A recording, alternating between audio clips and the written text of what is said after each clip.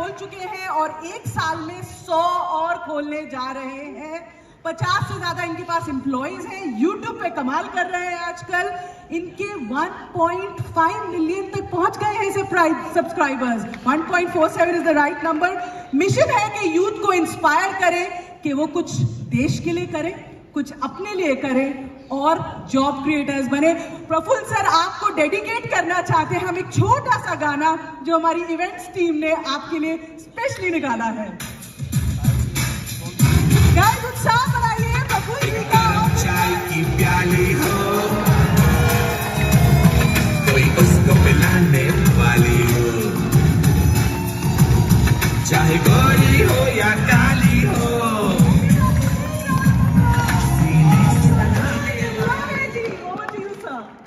Thank you. बैठ जाइए आप आराम से, मेक योर सेल्फ कंफर्टेबल। आप लोग सब ठीक हैं? घर परिवार में सब ठीक है? मम्मी पापा भाई बहन भाभी बच्चे सब ठीक है? क्योंकि आपके साथ आपके आसपास वाले भी ठीक होना चाहिए, नहीं तो आपका ठीक होना किसी काम का नहीं है, ध्यान रखना, ठीक है?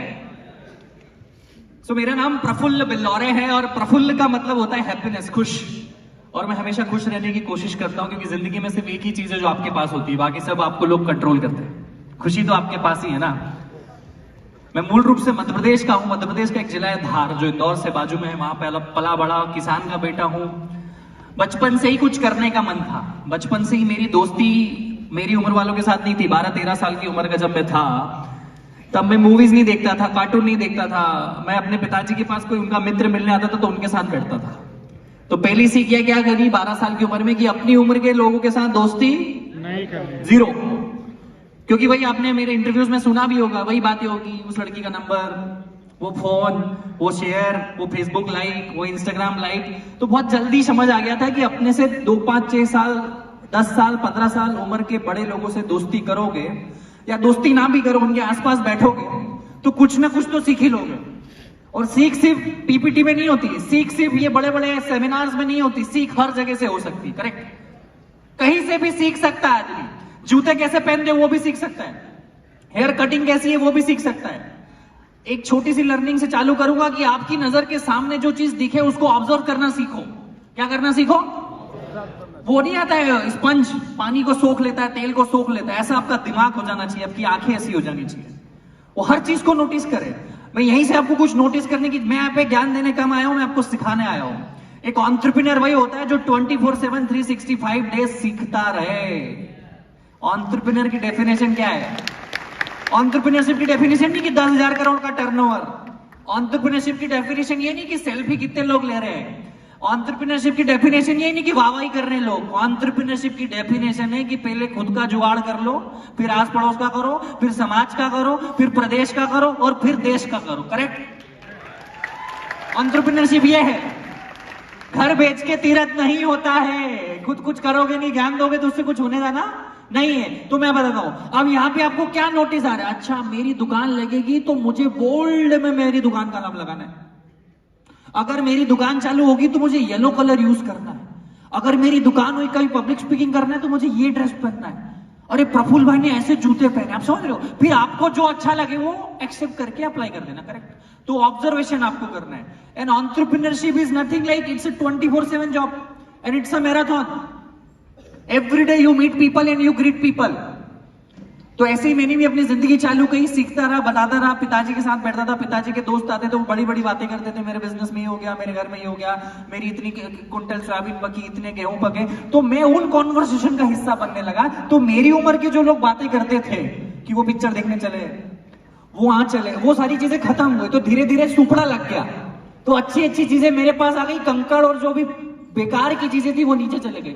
अगर आपने डेली बेसिस पे अपने मित्रों को बदल दिया, अपने विचारों को बदल दिया, अपनी बातों के टॉपिक्स को बदल दिया, तो आपकी जिंदगी की तरक्की का सिक्का वहां से चालू हो जाता है।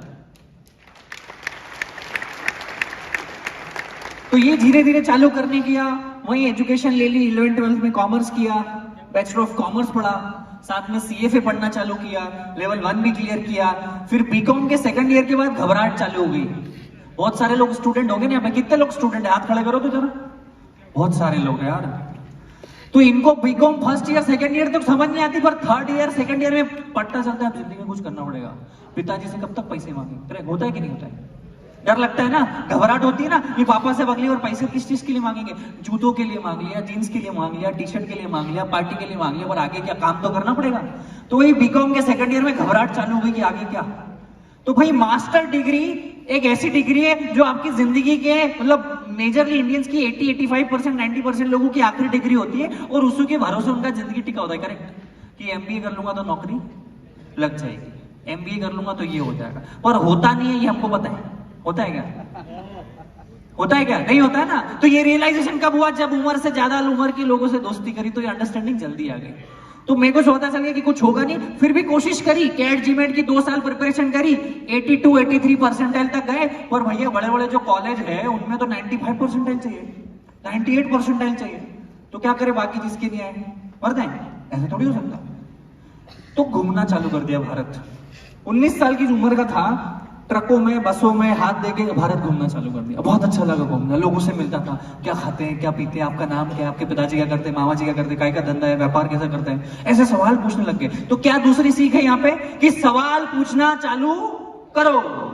आज के बच्चों को देखता हूँ, रिश्तेदार आते तो भाग जाता है घर में से, कोई मिलने आता है तो अरे क्या करूंगा इससे बात करके, मेरा क्या फायदा। अगर हर चीज में फायदा देखने लग गए, मतलब आपका विनाश चालू हो गया है। हर चीज में फायदा अगर देखने लग गए हो कि इससे मिलके क्या मिलेगा, ये मेरे को कोई पैसे थोड़ी दे रहा, ये मेरे फॉलोअर थोड़ी बढ़ा रहा, ये मेरी जिंदगी में कुछ कर थोड़ी रहा, मेरे को क्या फायदा, मेरे को क्या फायदा, मेरे को क्या फायदा के चक्कर में सबसे बड़ा नुकसान हो रहा है जिंदगी में। ये फिल्ट्रेशन का बात है कि अब ज्यादा से ज्यादा लोगों को मिलते और फिर अच्छा इससे अगली बार नहीं मिलूंगा, पहली बार तो मिलो, तब तो पता चलेगा। तो ये करना चालू किया, अहमदाबाद चले गया, हैदराबाद घुमा, चेन्नई घुमा, चंडीगढ़ घुमा, गुड़गांव घुमा। 19 साल की उम्र की बात कर रहा हूं मैं, 19-20 की उम्र का था मतलब। तो अहमदाबाद अच्छा लगा मुझे, वहीं रुक गया मैं 1.5-2 महीना।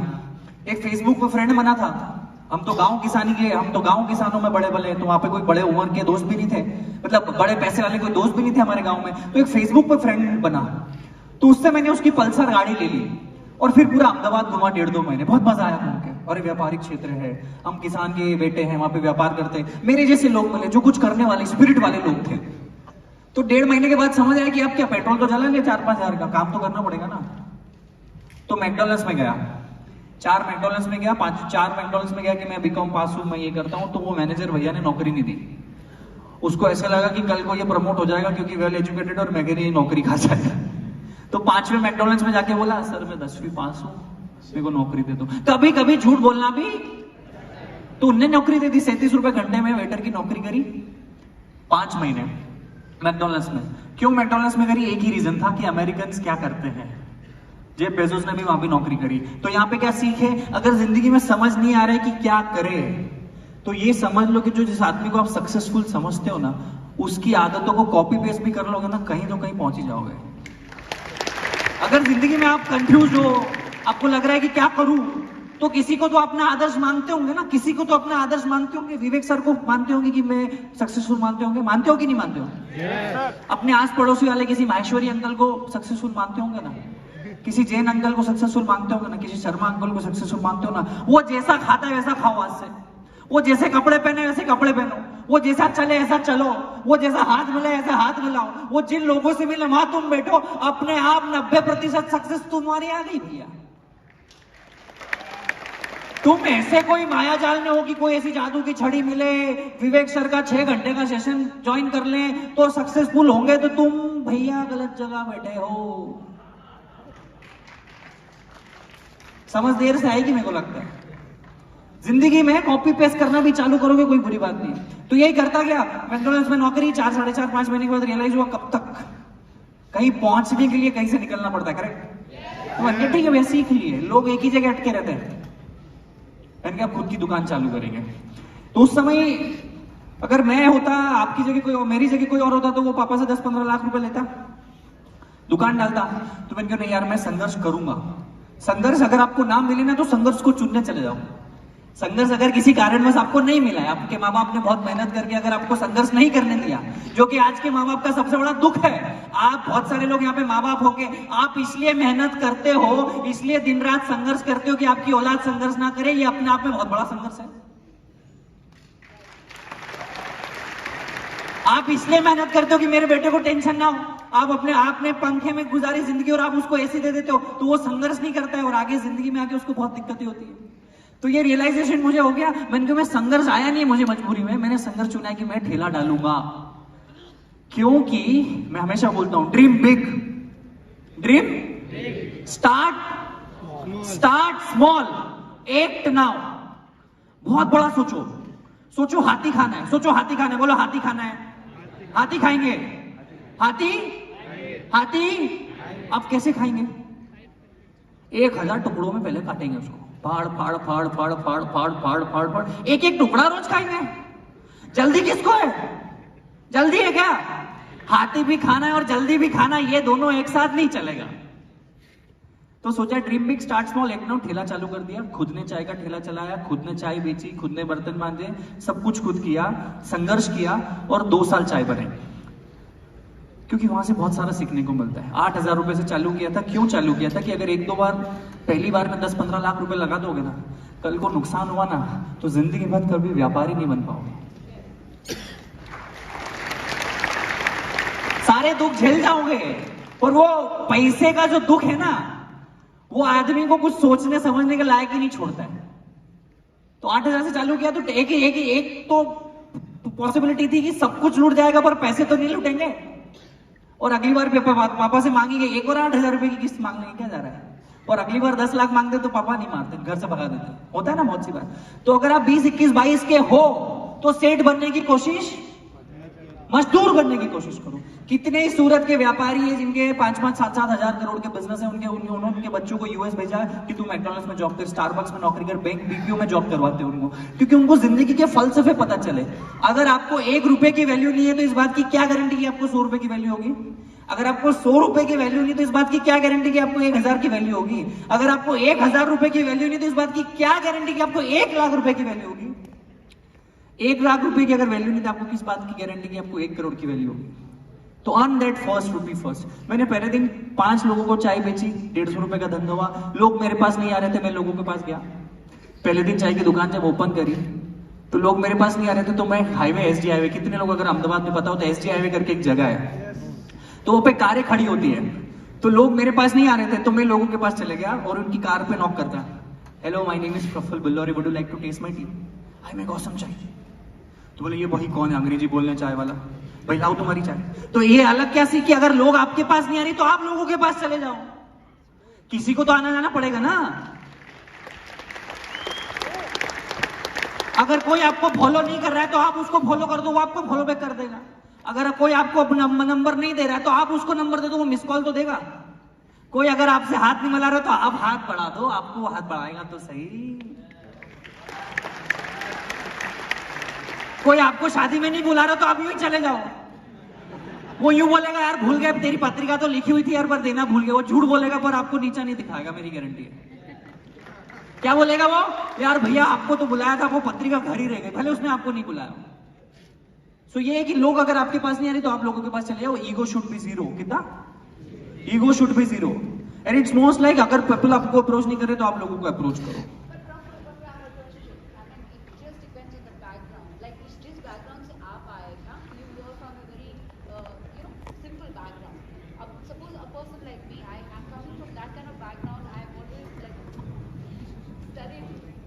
वो मैं वही बोल रहा हूं ना कि हम लोग बैकग्राउंड से फर्क नहीं पड़ता है। कर्मण्येवाधिकारस्ते मा फलेषु कदाचन।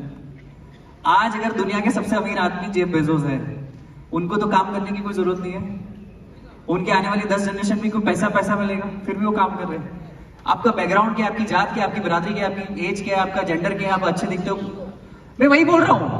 ये आपको फिगर आउट करना पड़े। मैंने चाय बेची, आप हेलीकॉप्टर बेचो, क्या फर्क पड़ता है? आपका बैकग्राउंड अगर स्ट्रांग है तो आप कुछ और बेचो ना। हम क्वेश्चंस ले लें? Yes yes yes. So I think आगे लोग ये नहीं बोलते कि मेरे को अच्छा लगा चाय, वो बोलते हैं मैं भी अपना व्यापार चालू करूंगा। हमारी चाय प्रेरणा की प्याली है। हमारी चाय आपकी एनर्जी के लिए किसी काम की नहीं है, कड़क चाय नहीं है। हम लोग बोलते हैं अगर व्यापार, हर आदमी हमारी एमबीए चावला की पीढ़ी पे जब चढ़ता है तो वो सोचता है मैं भी अपनी कहानी बनाऊंगा। अगर इस बंदे ने कर दिया तो मैं भी करूंगा, पहली बात। तो हम वही ना, ये 10,000 का जूता है, 8,000 में भी मिलता है, 4,000 में भी मिलता है, ये क्या बोलते हैं? हम आपको एथलीट बना देंगे। बनाते कि नहीं? कैसे बेचते हैं? इंस्पिरेशन ही तो बेच रहे हैं, एस्पिरेशन ही तो बेच रहे हैं। Product is secondary, what do you sell is first. तो हम लोग चाय नहीं बेचते और हमारा कोई चाय में कंपटीशन ही नहीं है। और हाँ, अगर मेरी वजह से मेरी पार्टी चल रही है तो मैं तो रैलियां करूंगा ना यार। Next question please. इस आदमी, ये हमारे देश में वो लोग मान सम्मान पाने के लिए अपनी जिंदगी बिता देते हैं जिसका सच में कोई व्यक्तिगत ऐसा कर्म नहीं है जिसको उनको नेचुरली सम्मान मिले। मेरे कितने ही मासा जी, फुआ जी, मामा जी हैं, उनको शादी में अगर उनका इन्विटेशन में नाम ना लिखो तो वो ऐसे फूफा फूफ करवाते हैं मानो उन्होंने कोई संपत्ति दे रखी हो मुझे। वो सम्मान ही किस काम का जो मांगना पड़े। और दूसरी चीज, किस चीज की शर्म है भाई?